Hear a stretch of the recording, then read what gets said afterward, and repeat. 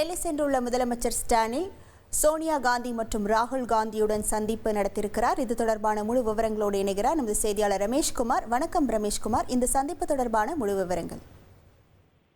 நாளை நடைபெறக்கூடிய நித்தி ஆயோக் கூட்டத்தில் கலந்து கொள்ள டெல்லி வந்துள்ள தமிழக முதல்வர் ஸ்டாலின் இன்று காங்கிரஸ் மூத்த தலைவர் சோனியா காந்தி மற்றும் மக்களவை எதிர்க்கட்சி தலைவர் ராகுல் காந்தி ஆகியோரை மரியாதை நிமித்தமாக சந்தித்து பேசியிருக்கிறார். இன்று மதியம் உணவு இடைவேளைக்கு பிறகு சிறிது நேரம் ஓய்வெடுத்த முதல்வர் ஸ்டாலின் பின்னர் அக்பர் சாலையில் உள்ள சோனியா காந்தியினுடைய இல்லத்திற்கு சென்று இருவரையும் சந்தித்து பேசியிருக்கிறார். இந்த சந்திப்பின் போது அது வைத்தி ஒரு பிளாட் வாங்கணுமா இல்ல ஒரு பிளாட் வாங்கணுமான்னு ஒரே கன்ஃபியூஷன். ஒரு ரியல் எஸ்டேட் எக்ஸ்பர்ட் கிட்ட பேசு. எப்படி? பாஸ்வாலா பி தி பாஸ். திமுக நாடாளுமன்ற குழு தலைவர் டி.ஆர். பாலுவும் உடனிருந்திருக்கிறார். சோனியா காந்தியுடனான இந்த சந்திப்பு மரியாதை நிமித்தமான சந்திப்பாக இருந்தாலும் கூட அடுத்த ஆண்டு நடைபெற உள்ள தமிழக சட்டப்பேரவை தேர்தல், தமிழக அரசியல் சூழல் நிலவரம் ஆகியவை குறித்தும் இந்த சந்திப்பின் போது ஆலோசிக்கப்பட்டதாக தகவல் வெளியாகி இருக்கிறது.